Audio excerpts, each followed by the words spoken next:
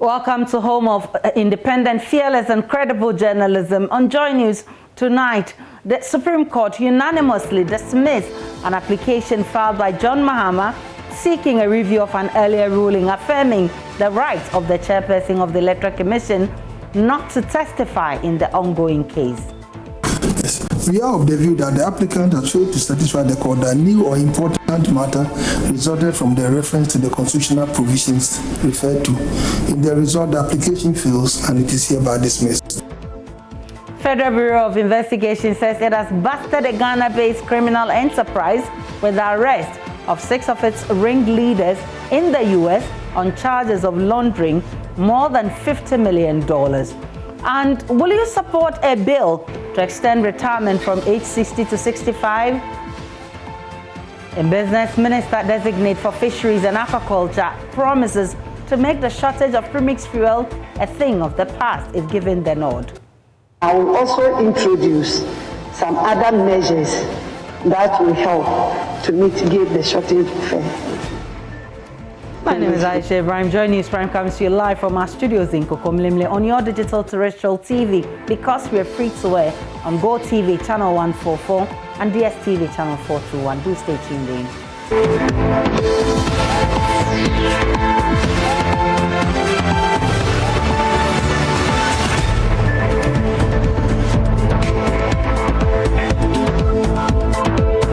Let's begin with the Supreme Court, because the Apex Court has, in a unanimous decision, dismissed an application filed by petitioner John Dramani Mahama seeking a review of an earlier ruling affirming the right of the chairperson of the Electoral Commission, Jane Mensah, not to testify in the ongoing case. Chief Justice Kwesi Ening-Yeboah, who read the ruling on behalf of the justices, said the bench was not convinced by the arguments advanced by the petitioners to warrant a contrary decision. This was after lawyers for the parties had advanced arguments in respect of their positions on the matter. My colleague Kwekwa Asante has more in the following report.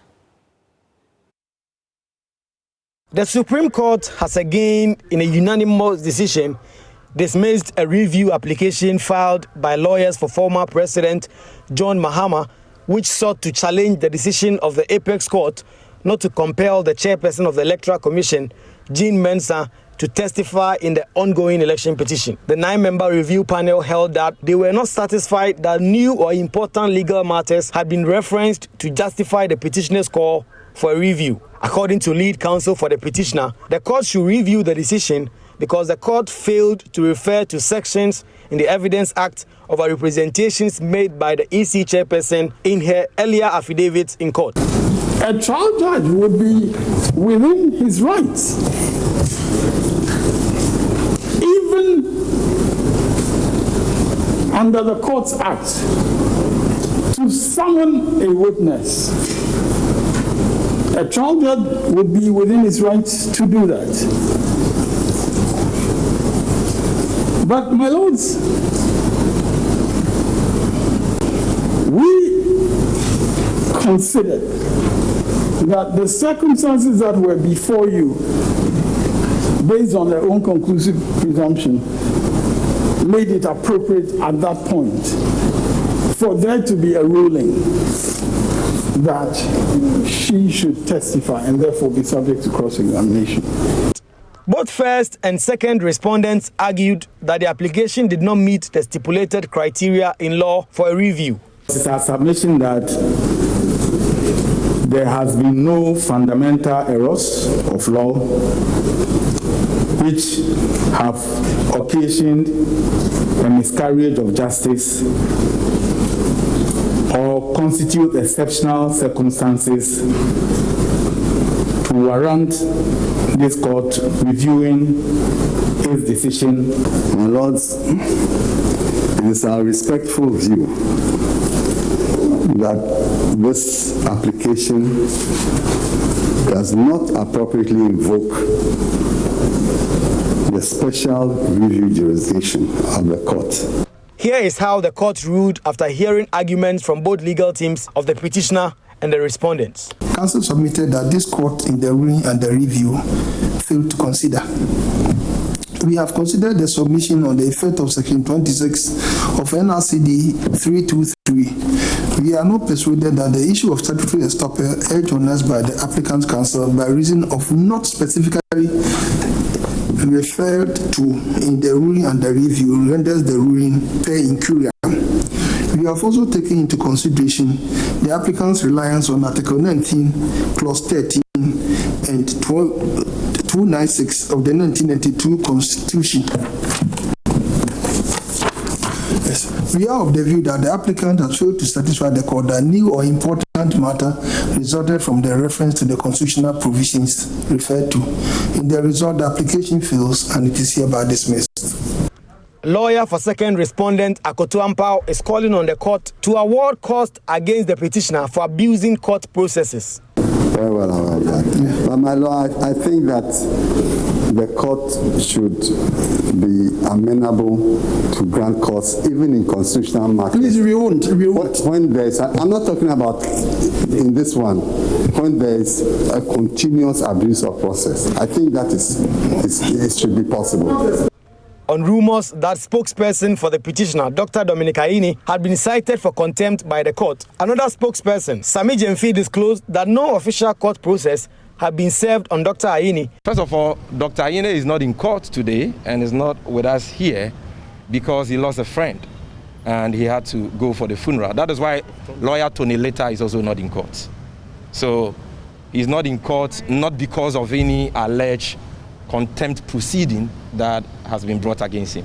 Number two, officially, we are also not aware of any contempt proceedings that has been brought against him. We've seen a publication by Asase Radio which makes reference to no process. And we don't know how they got that information. So we'll wait and get confirmation of that before we can make our position on that known. But be rest assured that Dr. Aini is a senior member of the bar. He will not deliberately disparage the court or seek to scandalize the court in any way. And he's capable of explaining these issues. So just before the court would issue its orders for how the case will proceed, Mr. Chachuchi Kata raised some objections to its applications that are currently pending before the court. The court is scheduled to come back on Monday to hear another review application that has been filed by lawyers for Mr. Mahama, seeking to review the ruling of the court in its decision not to allow the petitioner to reopen its case and issue a subpoena against the chairperson of the Electoral Commission, Madam G. Mensah. Attached to that review is also a stay of proceedings so that the court order for all parties to file their respective closing addresses before the court sets a date and adjourns for judgment will be halted for now.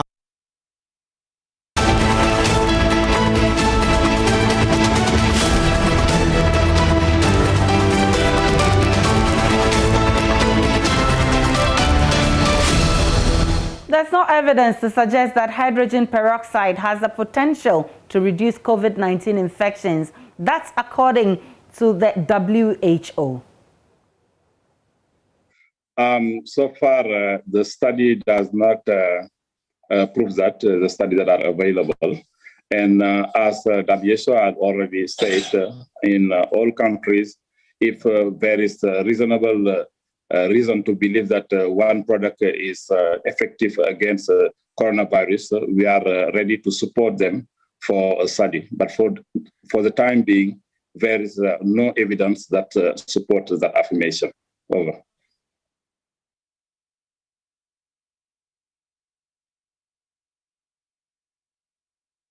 The WHO Africa office has this morning been updating journalists on the COVID-19 situation and resurgence of Ebola in Africa. The Africa Regional Director of the World Health Organization, Dr. Matshidiso Moeti, says 99,000 lives have so far tragically been lost to COVID-19. She says the WHO is building sequencing capacities in the region to strategize the handling of the new variants. On the African continent, we have more than 3.7 million COVID cases that have been reported, including 77,000 new cases in the past week, and 99,000 people tragically have lost their lives since the start of this pandemic. In the past 2 months, we've seen a downward trend in some of the most affected countries, including South Africa, Nigeria, Egypt, and Tunisia. However, in several countries, including Zambia, Togo, South Sudan, Senegal, and Ghana, the epidemic curve is still trending upwards. On Monday, WHO listed the AstraZeneca vaccine for emergency use. This is a significant step towards the deployment of 90 million doses of this vaccine that have been allocated to African countries through the COVAX facility, as well as doses procured through other sources. Yesterday, we held a briefing with ministers of health in the African region to discuss the next steps so that vaccine manufacturers can schedule shipment dates to countries. Our teams are on the ground working with governments to expedite these processes so that the vaccines can be deployed as soon as possible. Countries now need to work out their operational planning in detail to strengthen their readiness at every delivery level, to anticipate bottlenecks, and to mobilize all the capacity needed for the vaccine rollout. New variants of viruses occur over time, and knowing which ones are circulating helps to inform the public health response, including vaccination strategies in countries. Yeah, there, Dr. Moeti. On the resurgence of Ebola in the sub-region, the World Health Organization says it is offering support to high-risk countries to set up its emergency operation centers, and 11,000 doses of Ebola vaccines are being prepared to be sent to Guinea, where 5 people have already died from Ebola. WHO is scaling up our support to the response efforts, building on past lessons and reconnecting with past networks and capacities from the West Africa epidemic, which happened between 2014 and 2016. Countries in West Africa now have established emergency operation centers, active rapid response teams, and healthcare workers experienced in vaccination, therapeutics, and infection prevention and control practices. The response to Ebola and COVID-19 can be mutually reinforcing and produce synergies by building on these already established structures, guidelines, and good practices, particularly around coordination, engaging with communities, and leadership. There are also common preventive measures like physical distancing for COVID-19 and don't touch messages for Ebola, as well as the importance of hand hygiene for both. We expect to have more than 100 national and international experts on the ground by the end of the month. 30 vaccination experts have already been mobilized locally and are ready to deploy as soon as the Ebola vaccines arrive in the country. The Ashanti region has only 5 beds available for critically ill COVID-19 patients. This worrying revelation was made by the president of the Ghana Association of Doctors in Residency, GADO, Dr. Ben Hammond, on Prime Morning Thursday. These beds are available at the Komfanochi Teaching Hospital, which is the only facility equipped to deal with critical cases of the pandemic. There are currently 1,273 active cases for the disease in the region. The inadequate resources for the healthcare is a national problem, as the nation has 1 ICU bed for every 200,000 cases. Dr. Hammond says this challenge is even more pronounced in the region where he works. Just a few days ago, on Sunday, the Ghana Medical Association, the Ashanti Division, we had a meeting, and we are trying to look at how we are going to talk about this, improve the distribution of human resources, especially in the region. Because you realize that it's only Komfanochi Teaching Hospital that has the capacity to attend to critically ill patients in the region.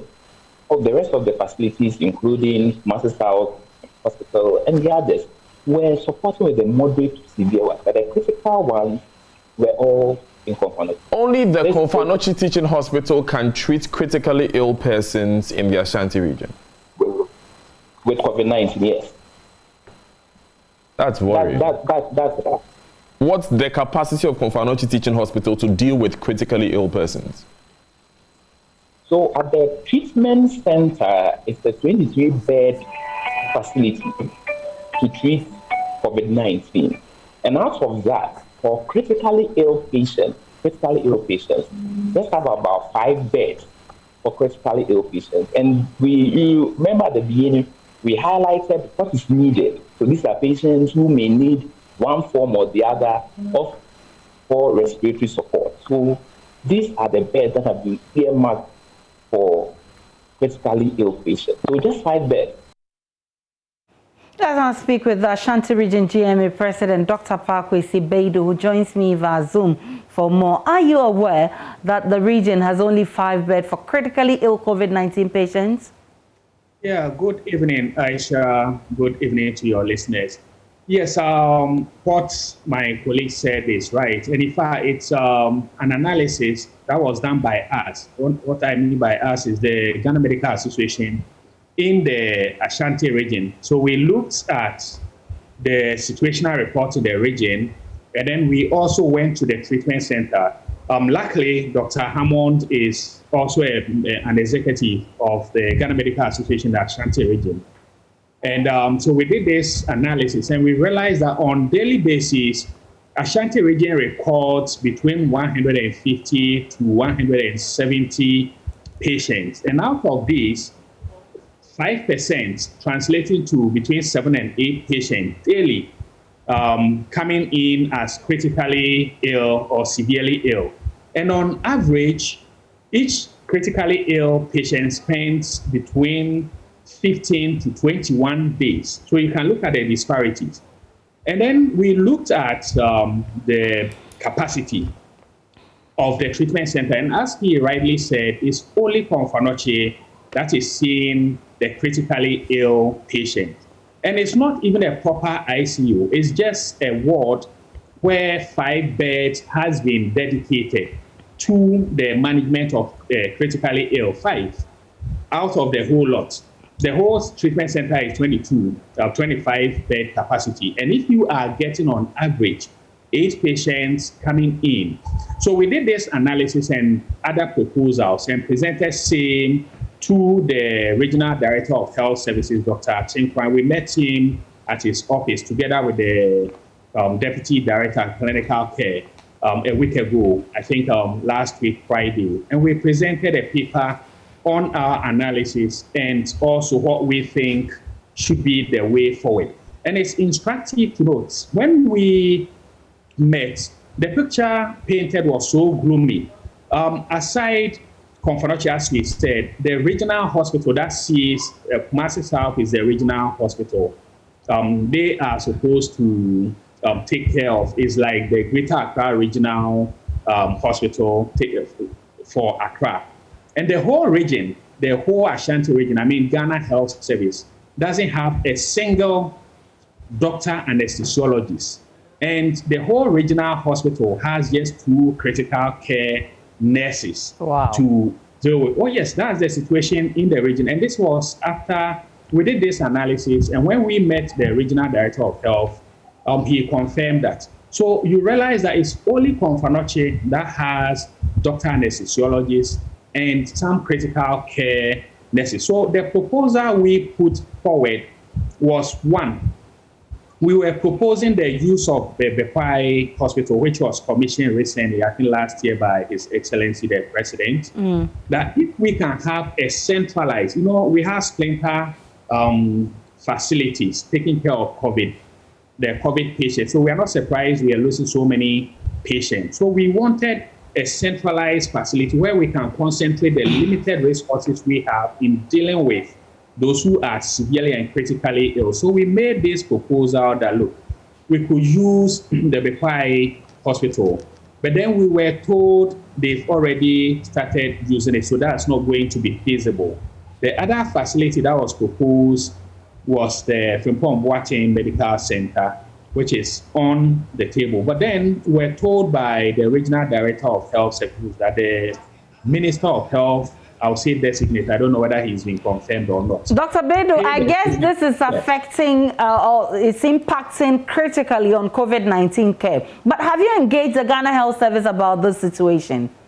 Yes, as I said, we met the Regional Director of Health Services, Dr. Tinkwan. Keep quiet, I'm coming to. Yes, last week, Friday, on this issue, and we also we made this analysis and also submitted the solutions which we think will help address this. Because now we have a lot of people being managed in private facilities. They are dying in these private facilities, and he attested to that.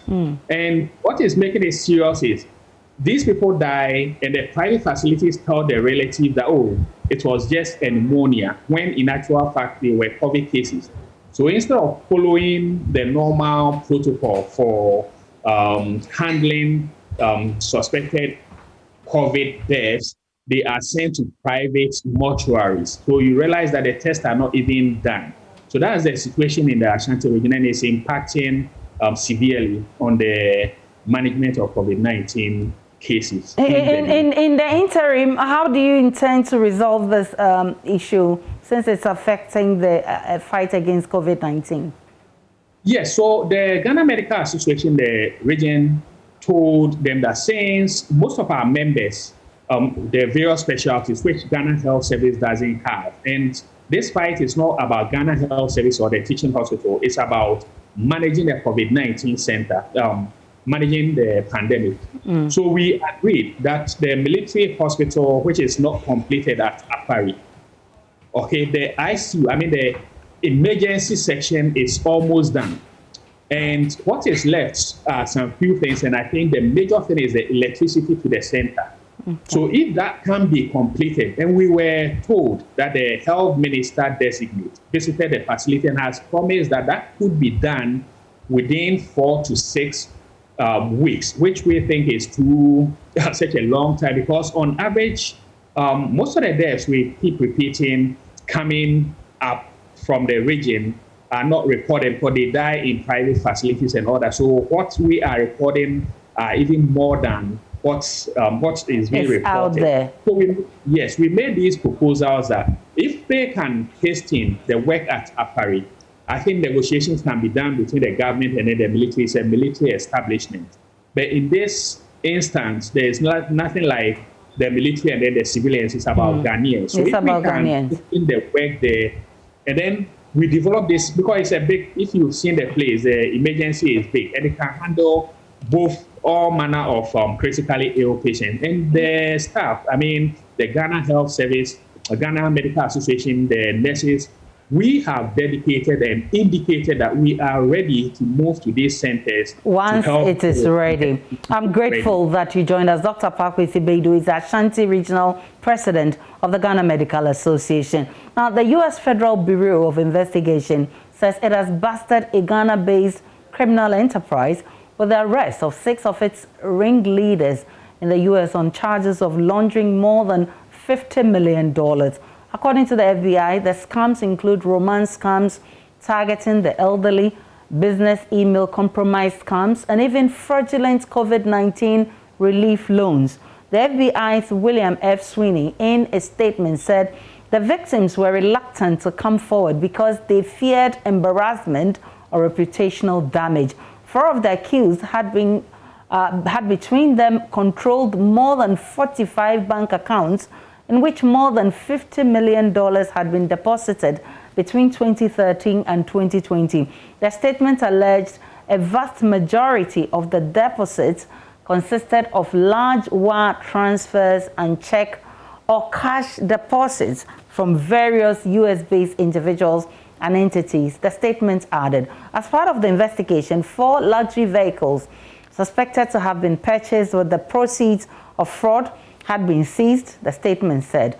Giftando Apia of our security desk now joins us via Zoom for more on this one. Gifty, who are these persons involved in this fraud? Well, Aisha, the statement that we got from the United States Department of Justice lists 6 names, and Farouk Apiedu is one of them. He was arrested in Queens, in New York, last year, October last year. Farouk Apiedu and Sadiq Eduse Kesi, who was also arrested in Fargo, in North Dakota on February last year. And then in Virginia, they arrested 2 more people, Fred Asante and Lord Enning. Fred Asante and Lord Enning arrested in Virginia. And then we have Faisal Ali, also known as Clarence Gravely, who was also arrested in New Jersey, along with Kelvin Freeman. So these are the 6 individuals: Kelvin Freeman, Faisal Ali, Fred Asante, Lord Enning, Farouk Apiedu, and Sadiq Eduse Kisi. Aisha, these are the people who So have been what according arrested. to the FBI are details of the fraud?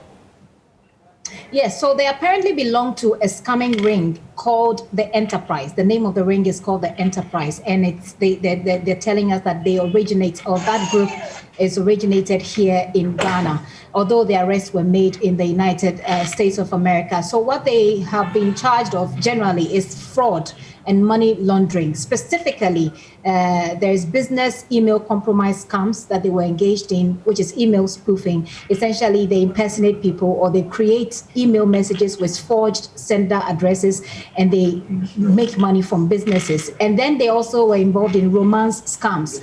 So they target elderly people who are on romance or dating sites, and they pretend to be lovers, or people who want to be lovers, and then they fraudulently get a lot of money from them. And then they also applied for government-funded COVID-19 reliefs, which were earmarked for small businesses affected by the coronavirus pandemic. Now, the modus operandi, according to the statement, is that they put these monies into automobile sales. So they buy vehicles, and they are into food import and export, as well as freight and trucking and shipping. So they get these monies from their victims, and then they push that money into these items, which they transport to Ghana. So that is the operation mode. Yeah. Gibson Apia is head of security desk here at Joy News. But still to come in this bulletin, will you support a bill to extend retirement from age 60 to 65? We don't want to create a situation where there will be uprising, youth uprising, because there are no jobs for the youth to do. Let's make it 60 years, but the 65 years, let's make like a contract. If you like, you sign. As Minister Designate for Fisheries and Aquaculture promises to make shortage of premix fuel a thing of the past if given the nod. I will also introduce some other measures that will help to mitigate the shortage of premix fuel. We're back with more.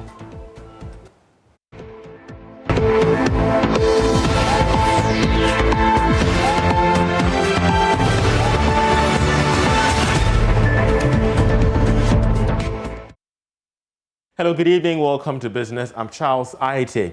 The Minister-designate for Fisheries and Aquaculture, Mavis Howell-Kumsin, has promised to make shortage of premix fuel a thing of the past if given the nod by the Vetting Committee of Parliament.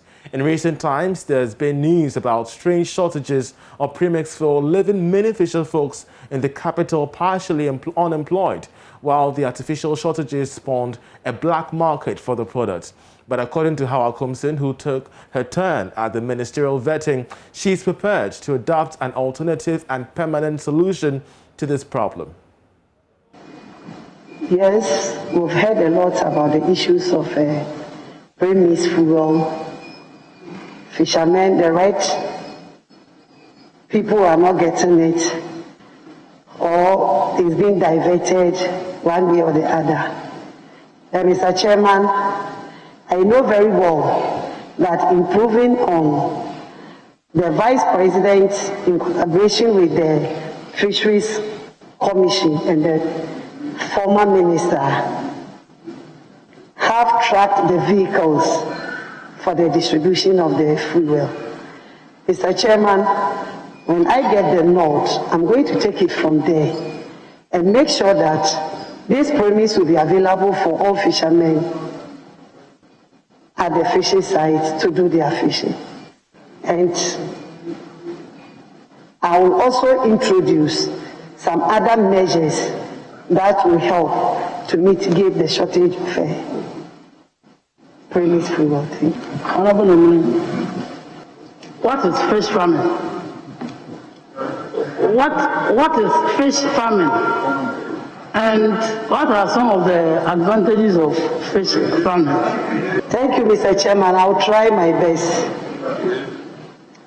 Fish farming is the process of rearing of fish in reservoirs and the fish ponds, etc. Honorable, please, I said, what are the advantages of fish farming?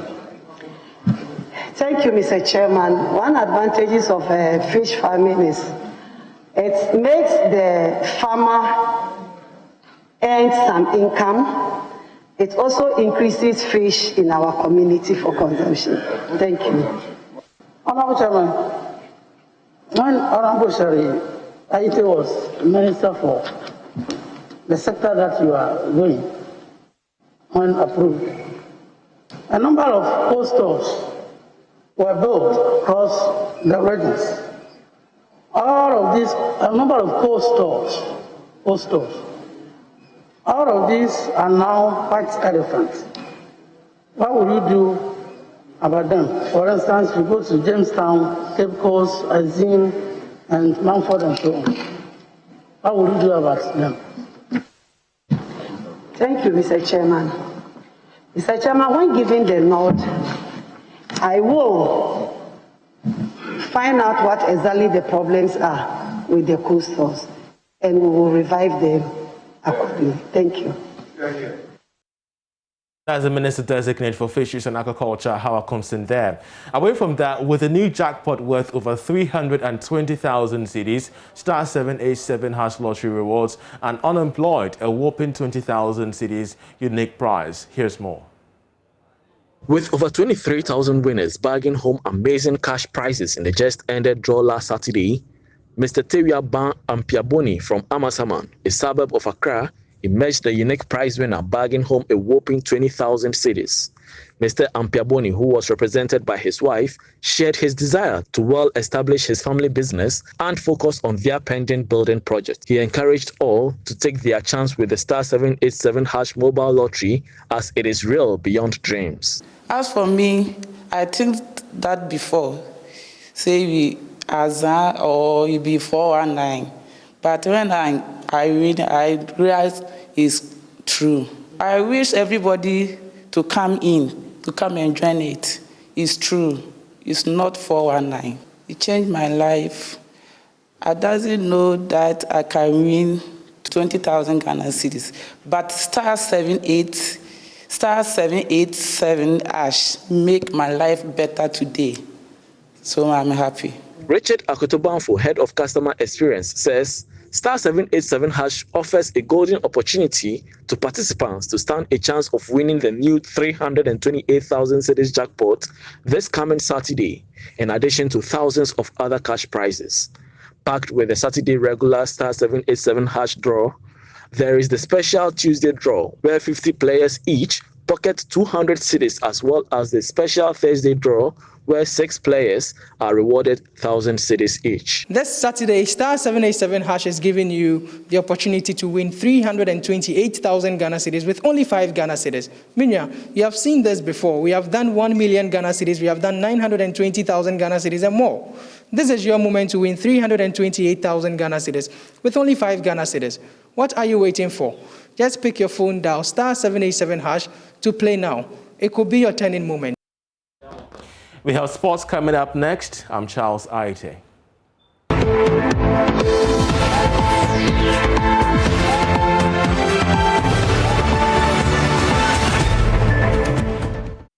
Good evening and welcome to the sports segment with me, Oreko Wampofo. We start off with a big story that came in today, and that has to do with former Heart of Oak coach Costa Papic, who has landed a new job in South Africa just a few days after he shockingly left his role as the Phobians head coach. The Serbian has been appointed as the technical manager of South African top flight side FC Black Leopards, and he was unveiled by the Leopards this afternoon.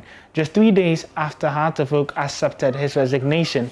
Papic resigned barely 3 months at the helm of affairs, citing, among others, interference from the club's management as a frustrating reason behind his decision. Those claims have been denied by the board members, including Dr. Nyaho Tamaklo and Vincent Soa Odute. Let's do some boxing now, where we begin to build towards Ghana's most relevant local boxing rivalry between Michael One Bullet Ansah and then Sharif One Time Quay. The bout, scheduled for March 6th at the Bukom Boxing Arena, will see both boxers clash a third time to determine who is the best lightweight in the local scene.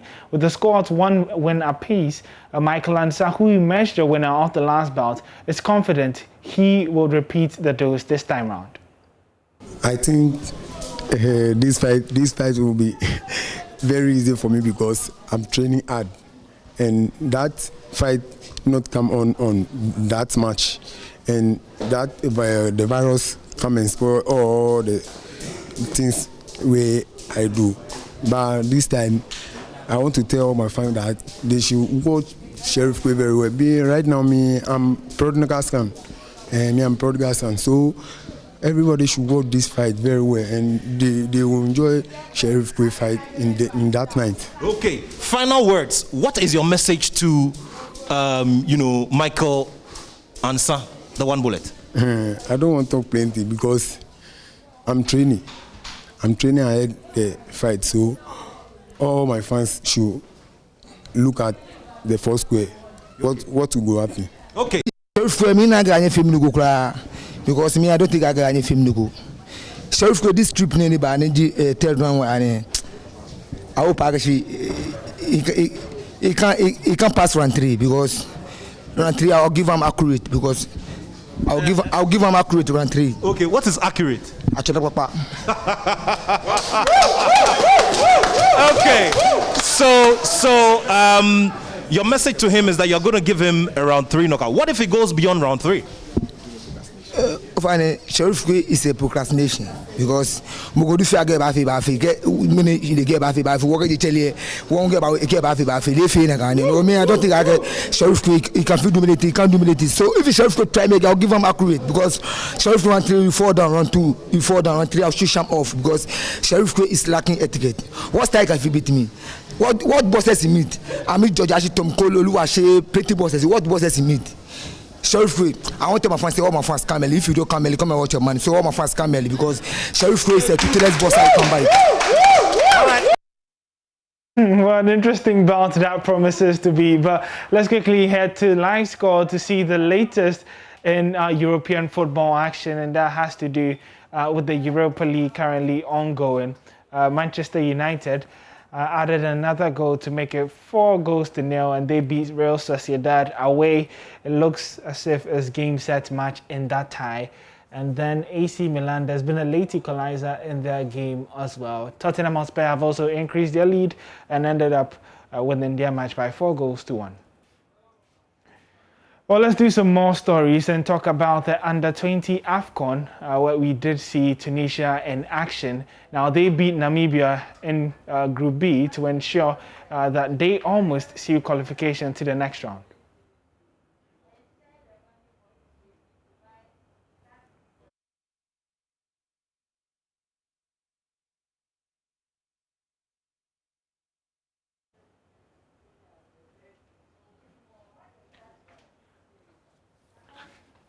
Yeah, so those were the results from Group B. Tunisia beating Namibia by 2-0.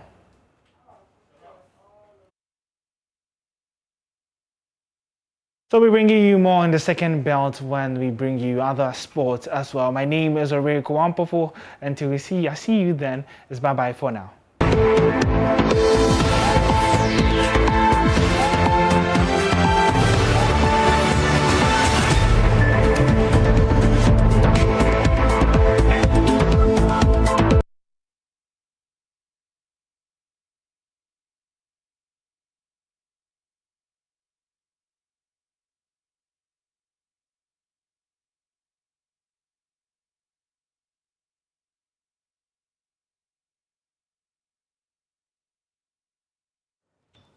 Time now for Showbiz. Noella Karen Yale is here with the very latest from the world of showbiz. Hi, Noella. Hi, Aisha. How you doing? I'm good. How are you doing too? I'm okay. I'm alright. What's going on? So I'm sure by now you must have heard that the VGMA board have made the intentions of lifting their ban of, Stonebwoy and Shatawale known. And since they made that decision known via, their press release, we haven't really heard anything from the two artists. I mean, i.e. Stonebwoy and Shatawale. But Stonebwoy, in fact, yesterday evening, he tweeted something on, the story, and apparently he's not too happy that they weren't consulted first or engaged first before, that decision was taken. And so he tweeted, I don't know if we have the tweet, we could quickly read through the tweet. So it says, "Dear VGMA board and scheme organizers, I hear the purpose of the VGMA is to celebrate and project Ghanaian musicians and music. If that is so, it takes nothing from you to meet with us, the artists or our reps, before reaching decisions that affect us and communicating them to the public." So there's a second one where he continues to talk about or register his displeasure. He says, "The right to be heard is a principle that applies in every noble society. Even the all-seeing God, who had already seen and knew all that Adam and Eve did in the Garden of Eden, still made sure he heard them before he took actions against them." Hashtag if they so desire. Really? So if the so desire basically was a quote in the press statement the VGMA board released. And so basically he's not too happy about it. And we'll be following this story particularly keenly and we'll bring you an update. Should we get anything? So Stonebwoy and Shatawale, But away from that, let's talk about Adina. I'm sure it's been a while. Yeah, I heard from Adina. I mean, she has a clothing line coming up. Yeah, and what's interesting is that she actually, does it herself. Wow. Like someone is doing it and has employed her to put her name in or whatever. She's on top of the game. I'm telling you. So she had an interview with my colleague Ibrahim Bedbako, telling us how she does her stuff. Yeah, it's like my sewing.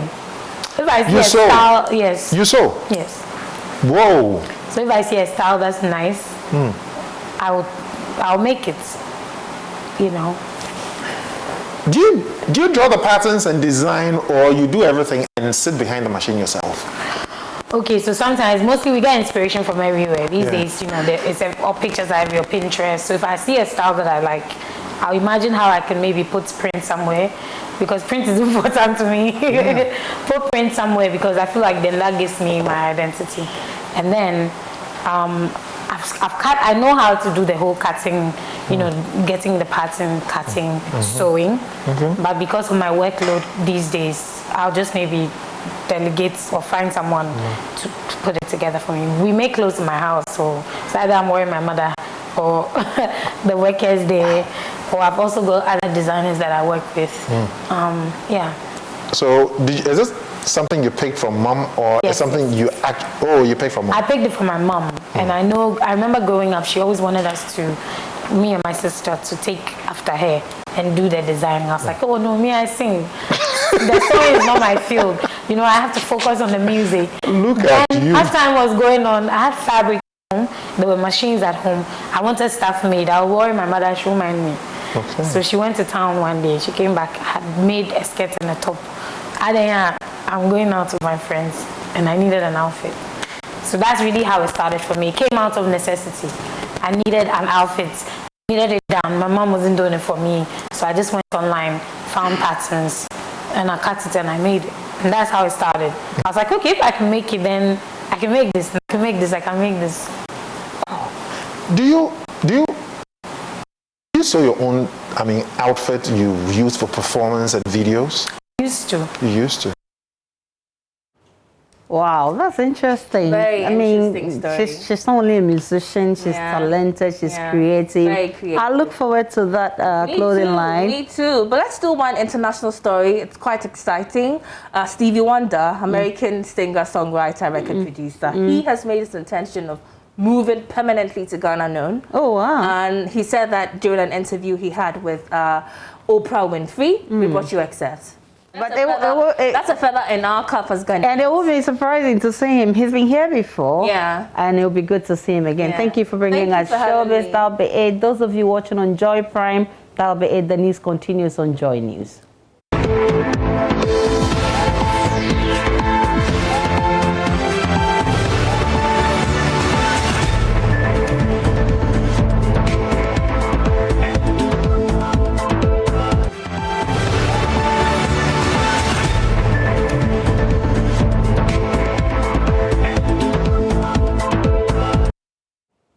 It was one of the most anticipated, and when it happened earlier today, it lived up to billing. The vetting of Fisheries Minister designate Hawa Kumsin. First was her involvement in the infamous firing of gunshots at a polling station during the voter registration exercise in 2020. Madam Hawa Kumsin apologized profusely for firing the shot.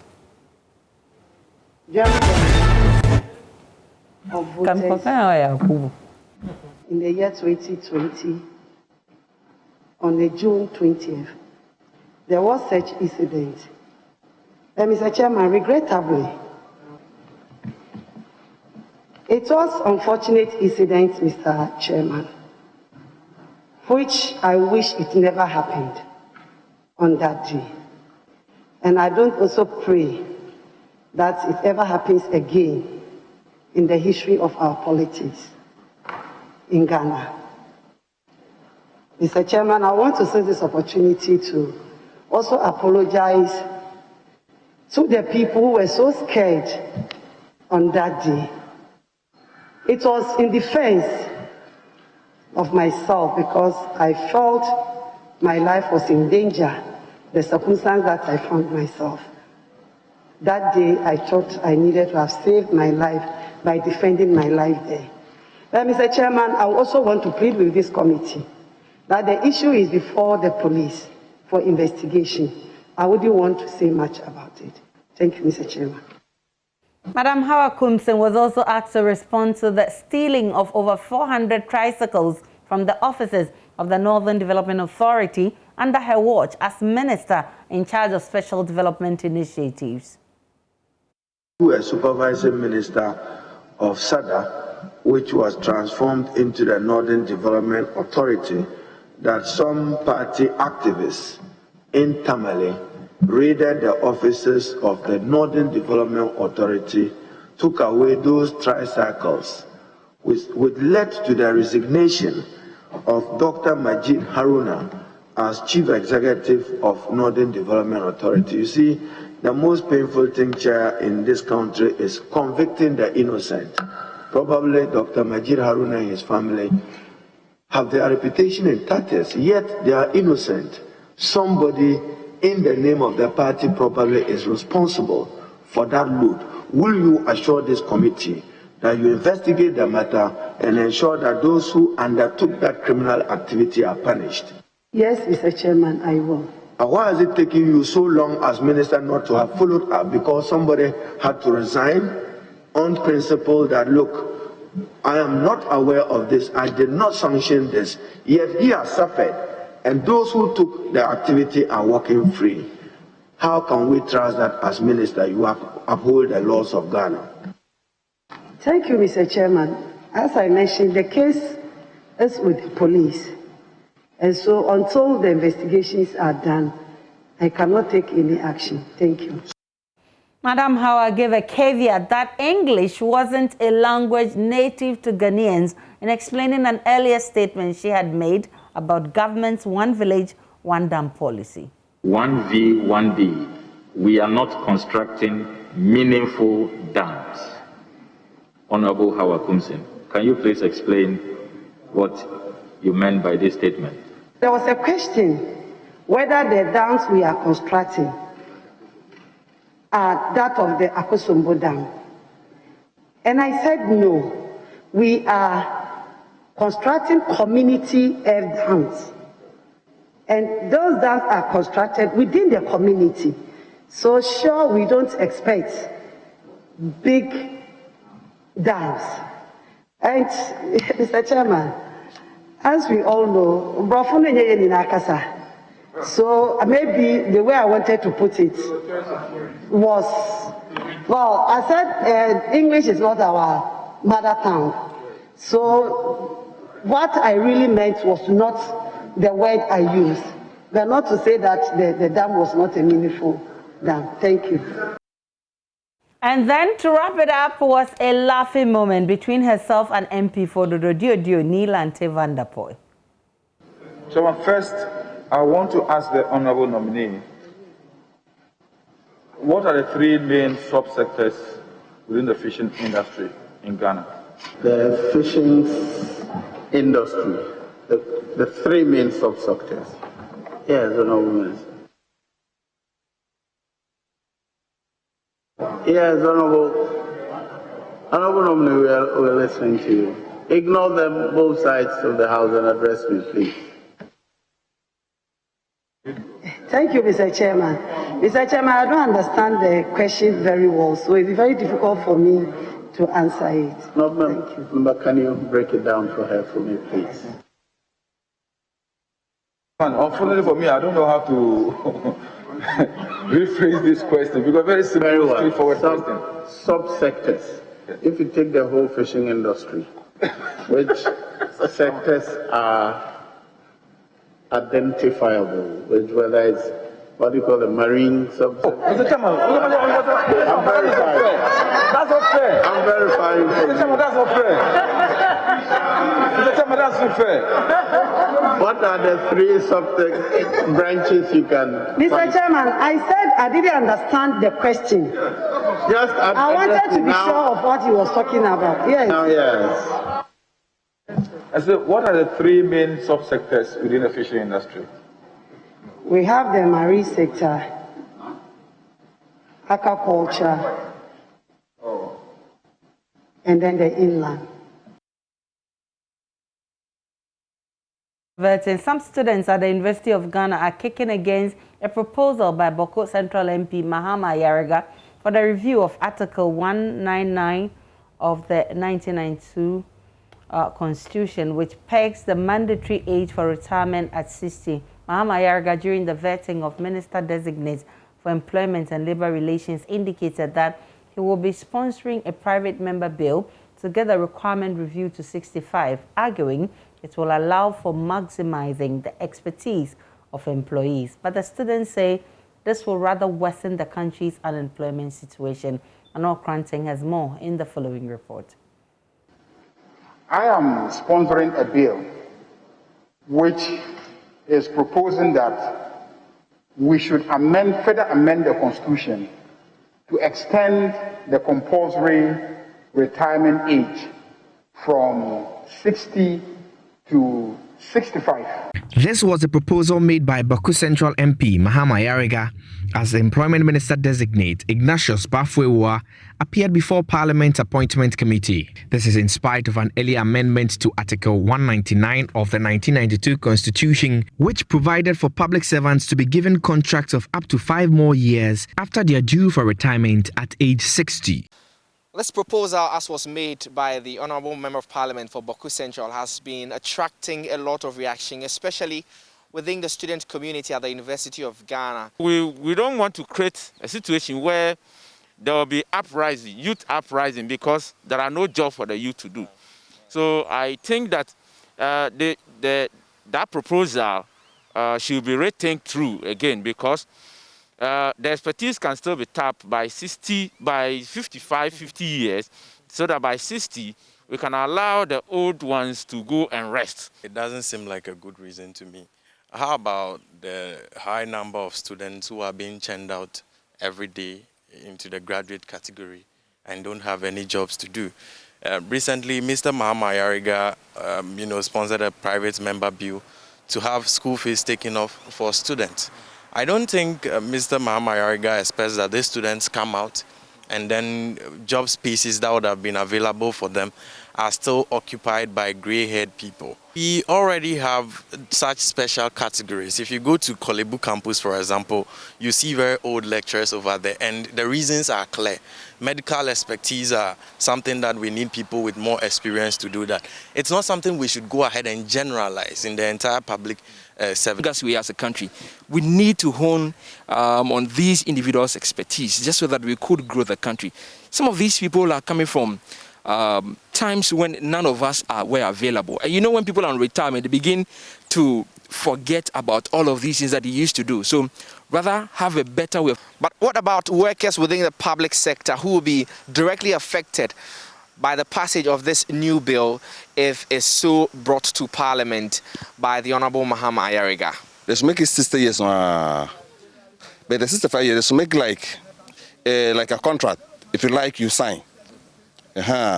After 60 years, you can sign a contract for 5 years. If you don't like it too, and then that is it. It's not anybody that the health will allow you to continue to 65 also. In some of them, 50, from 50 years going, it's very easy for us. That was to add another 5 years. But after say if you see that you are strong, you can continue. It's not like because of money reduced and you are not fit to you force and die in service. I don't think it's better. Ghana, as it stands now, has a youthful population. And if the old people are not fading out, how then would the youth get to the public services as well as get public jobs or government jobs to do?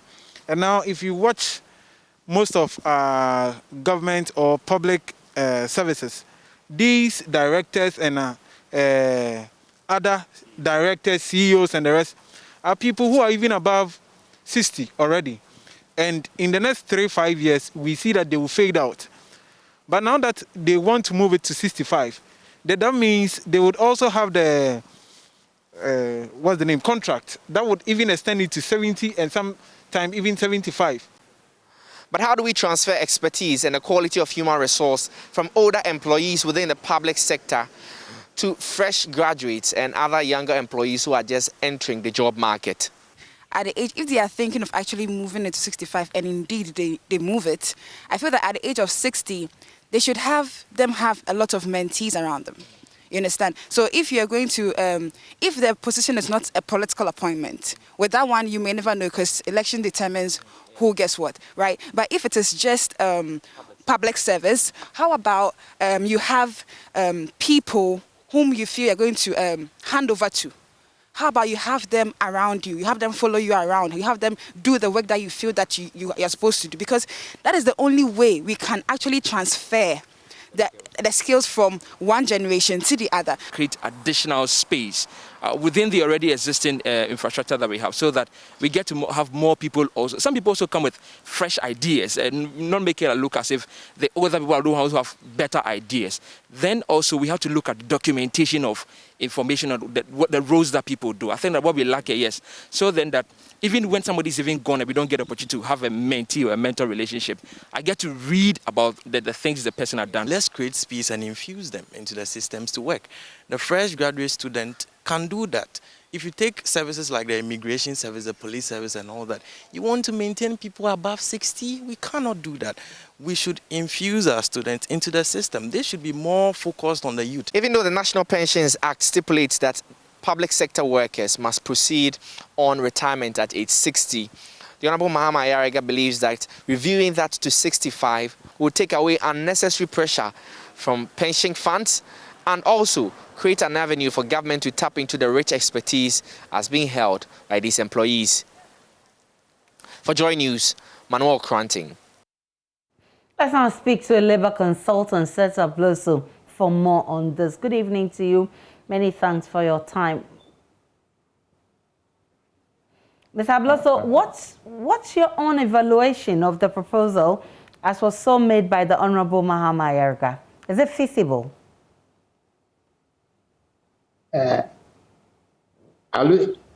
You weren't audible except for reference to a proposal made by Mahama Ayariga and Davis. Okay, so I'm asking what your own evaluation of that proposal is, and I'm asking whether it's feasible.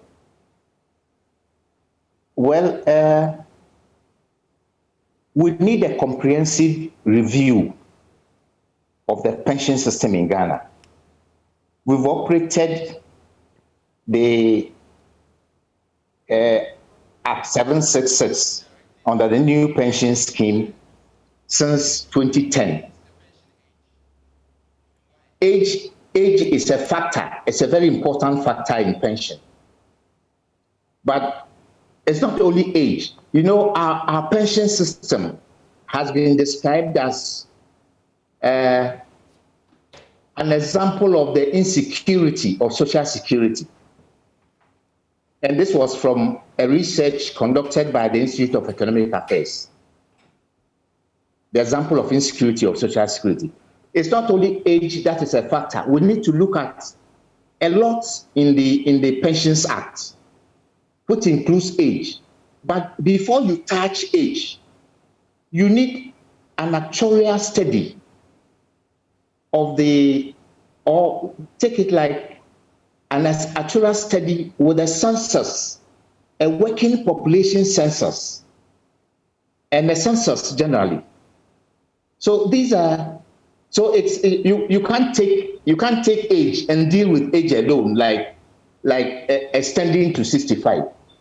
The challenges we've had and the insecurity we've had in social security is the situation where instead of us having a better pension regime like we expected with the introduction of Act 766, we've had a situation where persons proceeded on pension in 2020 have been in such a desperate situation that the president, following appeals to him, has given the assurance that government will ensure a top-up of what pensioners will get.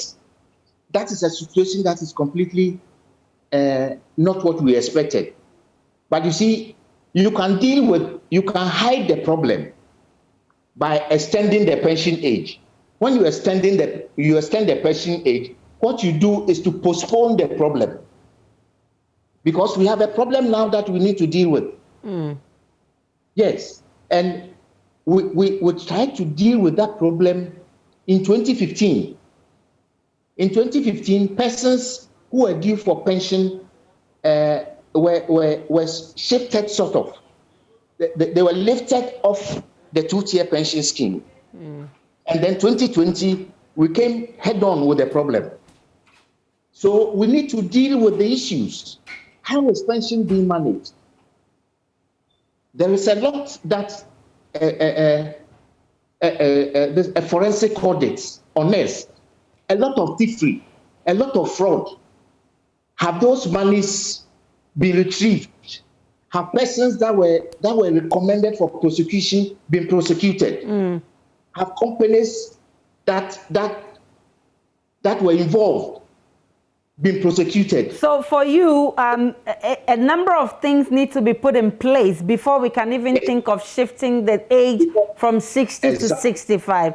I'm grateful for your time. Seta Bloso is a labor consultant. Now, a rainstorm has hit the Chamba Township in the Nanumba North Municipality of the Northern Region, destroying 548 houses. 6 out of the 8 schools in the area were also destroyed, forcing authorities to close down schools. Currently, the township is plunged into darkness because 16 electricity poles were also destroyed. Some of the victims have been speaking to Joy News. I'm just out because I'm a teacher to retire only this year. So I took a loan, just put it across. When I retire this year, I can have a place to put my head. And you know, the loan deduction, what is that? Currently, I took home about 400. I mean, 400. After deduction is 400. And the whole thing is gone. I don't have the loan. The loan is just useless. So actually, it has affected me. I can't even work again. I can't even work. I'm morally just. Currently, our school is not in a good shape for teaching and learning to take place because of the storms we encountered 2 days ago. How many children are affected? Children? Yes, how many students? It happened at night. I know. So there was no how one. many people So for now, some couldn't even come because their homes have also been invaded. So some have not been able to come. The few that are here came to see what we can do. How is this affecting academic work? Actually, it's going to affect us because teaching and learning cannot take place once we don't have a place to sit.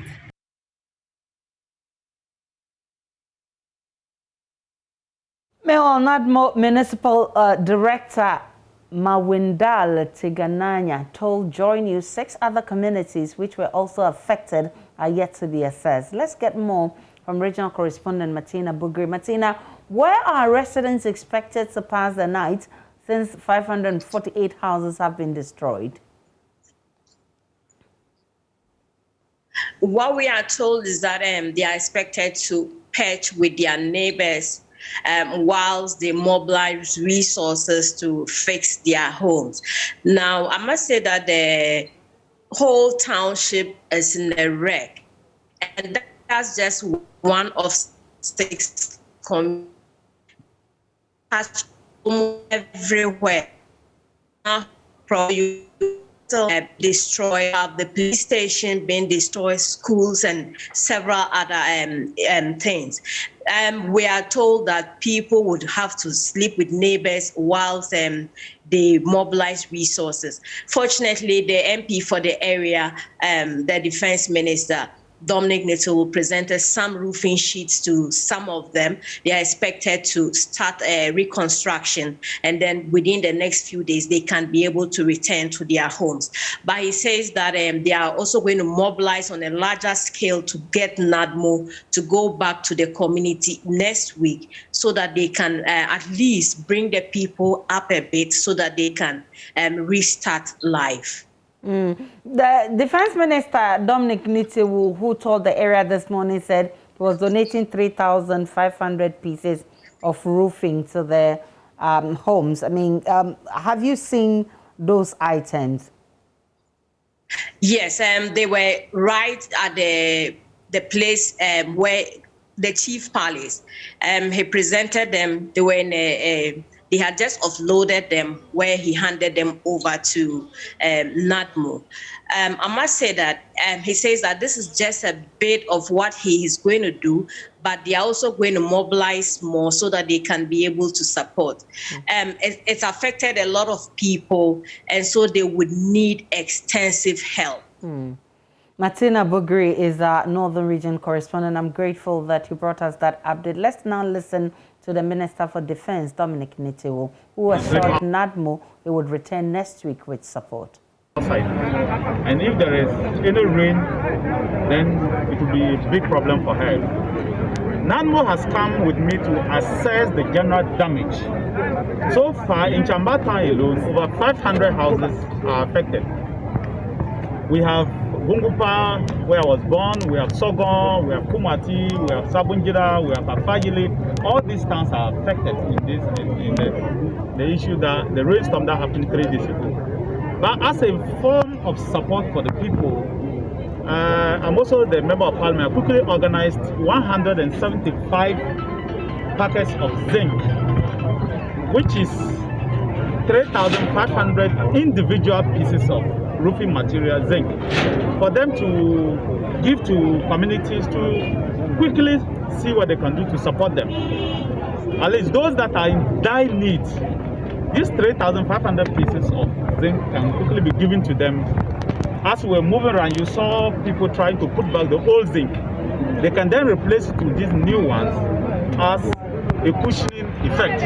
NADMO is going to do all the assessment and will come properly as a government to support the people. But this is for me as a Member of Parliament to quickly support them, to see what they can do to get a place to sleep. The most important thing is to get a place for people to sleep.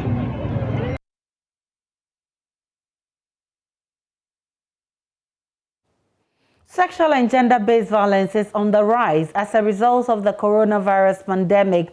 That's according to human rights advocacy group, the Abuse Relief Corps. Director of the group, Anthony Bediako, who spoke to journalists in Accra today, revealed findings of a study they have conducted on 69 victims of sexual abuse and he says it is due to the increased number of hours people stay home as a major cause of the new numbers. 62 out of the 69 were female, while 3 were males. 10 perpetrators have so far been convicted. The organization is calling for a review of some laws governing sexual abuse to ensure harsher punishment for offenders. Judith Awochetando was there for Joy News. People are suffering in their homes. People are suffering in their rooms. People are suffering in their towns and villages. Children are being abused, and we need to bring a stop to it. Nanadra Awindo, longtime women's rights advocate, passionately speaking about how sexual violence is on the rise and the victims of the menace are suffering. Nanadra, who runs a foundation that takes care of abused teenage girls, is worried the menace is not getting the needed attention. In the wake of the coronavirus pandemic, the Abuse Relief Corps is reporting increased sexual violence on the girl and boy child, ranging from ages as low as 2 to 17. Child and victims advocate Janet Isoko says this was particularly evident during the lockdown. Most of these teenagers were found home. Now, COVID has affected work and all that. You find these girls going to the marketplace to go and, earn something home, as well as some parents will send off their children. Some of them do it together. You find this perpetrator or somebody with a bad mind going to, to this poor child who is vulnerable and using, I'll buy this and then send her somewhere, abuse her. We've had a couple of them reports from that side. But what does sexual abuse really entail? Marian Darlington Roxon is a lawyer and female rights activist. So sexual abuse, all forms of sexual harassment, it includes verbal sexual comments that are made that are unappreciated. It includes the basic touch that is harassment to the other person. It includes actual sexual intercourse, rape, defilement, and incest. So all forms of sexual contact or comments. Government is therefore being asked to scrap medical fees for sexually abused persons, as well as review laws to allow for compensation of victims of sexual abuse. So we would recommend or would advocate, the scrapping of the medical examination fee. Again, it is one of the biggest disincentives to people pursuing or following up their cases. We know that, the way our laws are, there is no compensation at the end of criminal prosecution. But if those laws could be reviewed such that victims or survivors who are sexually abused would get some compensation or would get some reward or would get something, to defray the cost at the end, it is one thing that we believe that will motivate a lot of people to come. Whether the laws for sexually abused persons are revised or implemented, it is incumbent on government to ensure that victims of sexual abuse are given top priority and their perpetrators punished. Judith Awochetando for Joy News. I'm back here in the studio. My name is Aisha Ibrahim. We are sorry. Forgive us. Apology from former Ghana ambassador to the United Nations, Victor Gbeho, on behalf of the Anglong Traditional Council in the Volta region over actions and comments by the state in the run-up to the state funeral of the late President Jerry Rawlings. The council accused the state of hijacking the body of the late president and threatened to hold a separate funeral rite for former President Jerry John Rawlings after the state burial, which took place on January 23. During a courtesy call on the president to express the family's gratitude for the state burial, Mr. Gbeho blamed the umpires on misunderstanding and called on the president to lead the process to bring about peace, unity and harmony among the immediate and the extended family of the late president.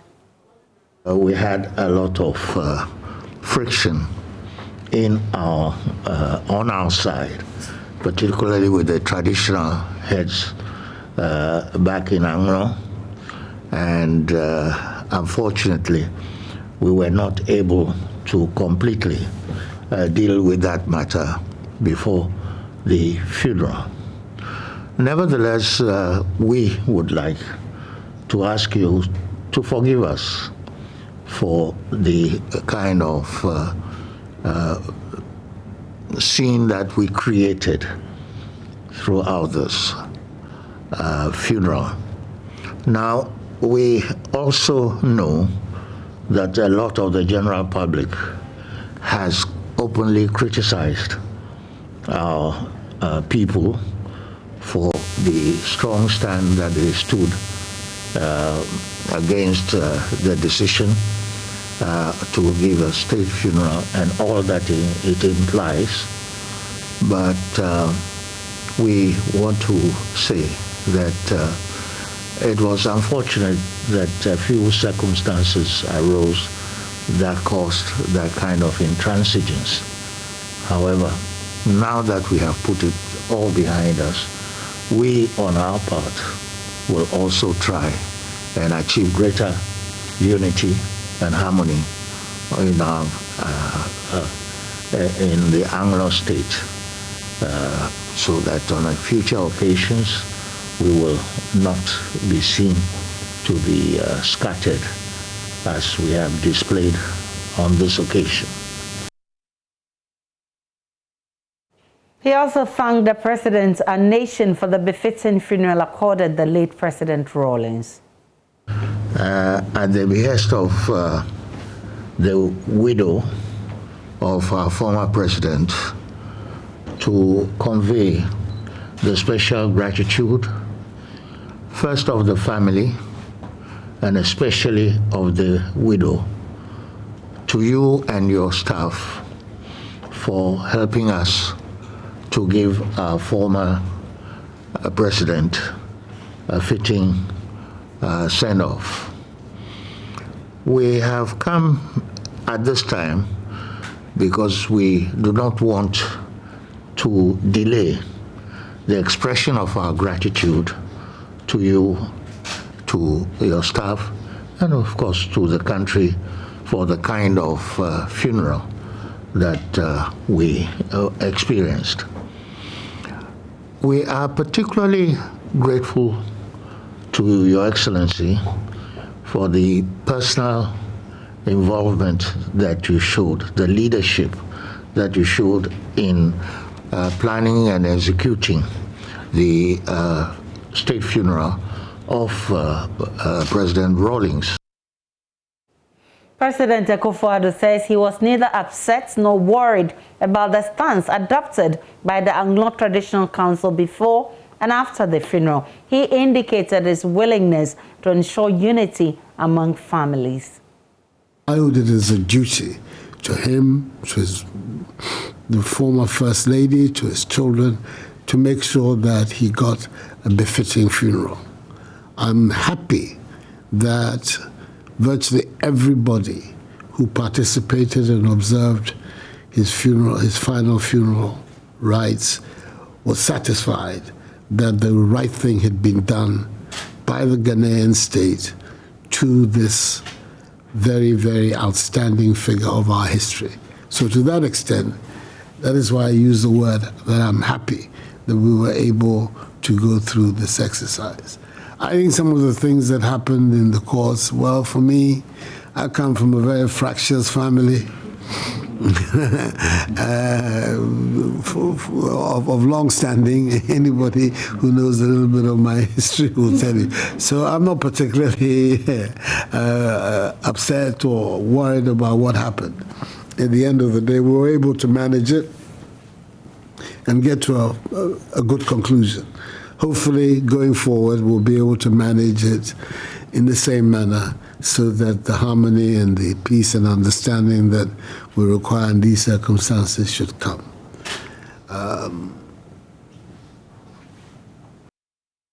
President Akufo-Addo also pledged support for the family.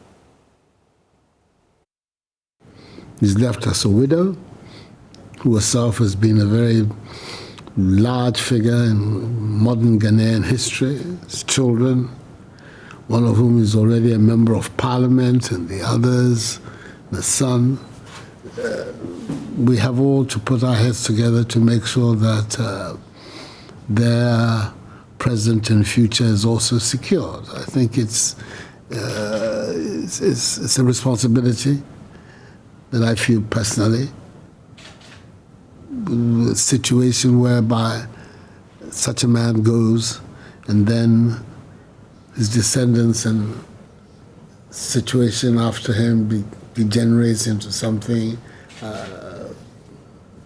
inappropriate, I think it will not speak well of government, will not speak well of the state of Ghana, will not speak well of the people of Ghana. So we have that also that we have to look at and assure. But I want to let you know that I continue to have a very positive set of feelings towards him and his family, towards all of you, and whatever that can be done to assist in securing the well-being of all of them, I'm prepared to do my part. We'll take a break on Journey's Farm. We'll bring you more on business.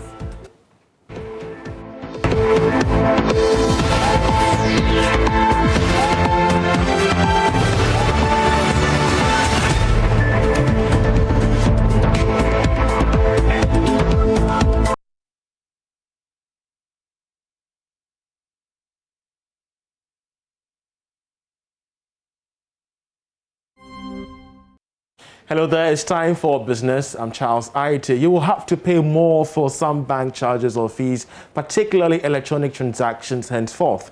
Now, Joy Business is learning that some commercial banks have sent notices to their customers that effective next month, tariffs will go up. Charles Nexiyabo has been going through the notices of some of the banks and has filed this report. These charges are coming up because of the increase in the usage of automated teller machines and the internet by consumers for transactions, particularly in this COVID-19 era. A notice read, quote, "Please be informed that effective Monday, March 1st, issuance and monthly maintenance fees on all Visa and MasterCard debit and prepaid cards will be reviewed upwards." Another notice read, quote, "The upward tariff charges has become possible because of the rising cost in maintenance of equipment," unquote. Banks make so much income from electronic transactions and will therefore take advantage of the rising number of transactions to accrue more returns. Importantly, banks recognize that fees and commissions are very critical in terms of revenue item in their operating income. These upward review in the electronic transactions could also trigger some adjustments in fees and commissions of account maintenance and loans. Net fees and commissions is the third most important source of income for banks. According to the September 2020 banking sector report, the portion of banks' income from fees and commissions declined to 11.5% from 12.1%. in line with the decline in the growth of fees and commissions within the review period. This was due to the suspension of certain fees and charges due to the COVID-19 pandemic. Now, Ghana's economy is expected to grow by 1.92% in 2021, and that's according to the latest report by the Economist Intelligence Unit. George Yafi has details. Going through the report by the London-based Economist Intelligence Unit, it is clear that the country is not out of the woods yet in terms of the challenges that hit it last year. One can talk about how growth was affected with a said contraction. The unit is therefore projecting a 1.9% growth for this year. If we try to compare this to what we realized in 2020 of just under 1% growth that is being projected, then that is not bad. However, if you measure this against what we've been witnessing over the years, then one can describe it as worrying. This could mean that economic activities may not pick up that much this year. Development that would hit revenue as well, a move that may also affect government this year in terms of how it allocates funds for the various sectors of the economy when it outlines its expenditure plans in the 2021 budget, as some are predicting an austere budget for this year. Now, despite all these concerns, inflation may still be within the single-digit band. That could mean that we may not witness any significant increase in the general price levels in the country for this year. On the banking front, the EIA is projecting a marginal cut in the monetary policy rate to 14%, from 14.5%, a move that could indicate that the Bank of Ghana may be taking steps to try and reduce the cost of credit in the country for this year. However, whichever way you want to look at it, you will realize that the fortunes are mixed in terms of the outlook. But the warning here is that we shouldn't expect any quick turnaround for the economy, as COVID-19 will again remain the biggest threat to the recovery of the economy. Well, coffee farmers are urging governments to industrialize the coffee industry. According to the Coffee Federation of Ghana, the industry provides the youth enormous opportunities, hence the need to have a clear-cut focus for it. Coffee is a viable cash crop that thrives where cocoa crop grows, and even on lands cocoa cannot grow on. The Federation is holding President Akufo-Addo to a statement he made at an Inter-African Coffee Organization conference, where he assured that the coffee sector will be revamped. Here is more in this report. President of the Federation, Chief Nathaniel Ebo Insako, urged government to put into action all promises.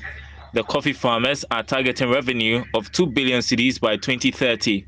We have the arable land, and yet some few people are playing with the lives of several thousands of farmers. We also call on government to kindly approve the coffee regulations. We have submitted it 2 years ago, and we are still looking forward to receiving the government signature that says, yes, this is a good regulation that we can use, or we would want to review again. We are open for discussions. We also call on government that we are willing to support them to even reclaim some of the lands, the cocoa land that we lost to Galamsey for coffee, because the Robusta coffee is so strong that it can help reclaim that land for better use. We also call on government to increase investment in the coffee subsector, as this could create over 500,000 jobs across the coffee value chain. Dr. Dixon Boateng, the farmers' representative on the Federation, also called on government to support the industry with equipment and farm input to be able to feed the coffee processors. The farmers need some farm tools. During harvesting time, we need some mist blowers.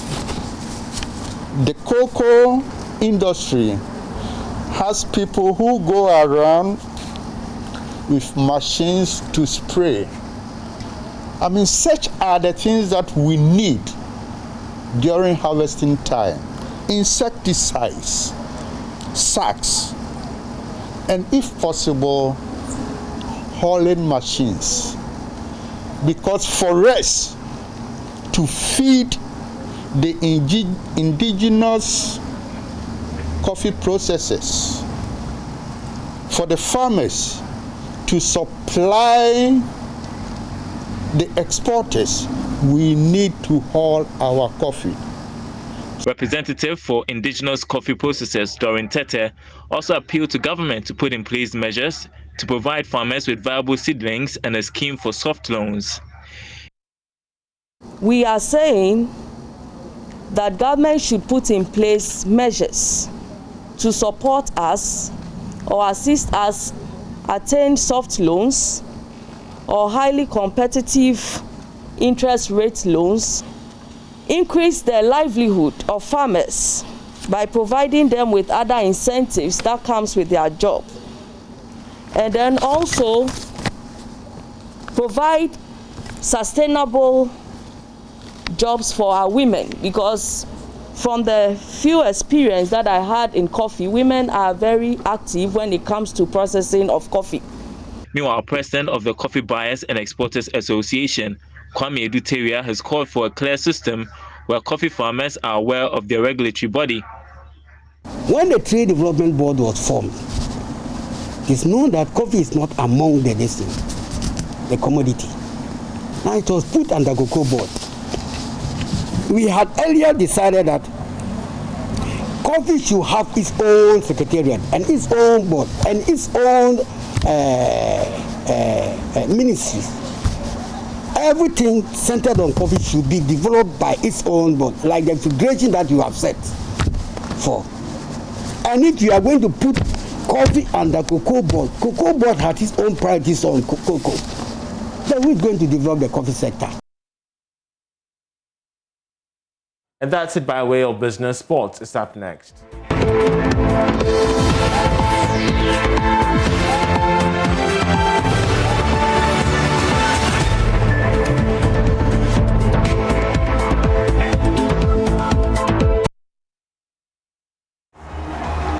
Hello, good evening, and welcome to the second part of the sports segment with me, Oreko. Before we do start off from the Under-20 AFCON currently ongoing in Mauritania, and Ghana would be in action tomorrow against Morocco, and that certainly is a crown tie for the Black Satellites, considering that they picked up 3 points in their first game against Tanzania, winning by 4-0, and then Morocco also won their game against Gambia by 1-0.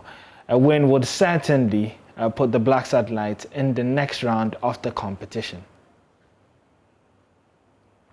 To some Australian Open news, where top seed Novak Djokovic overcame a stern resistance from Aslan Karatsev to reach the Australian Open final and end the Russian qualifier's remarkable run.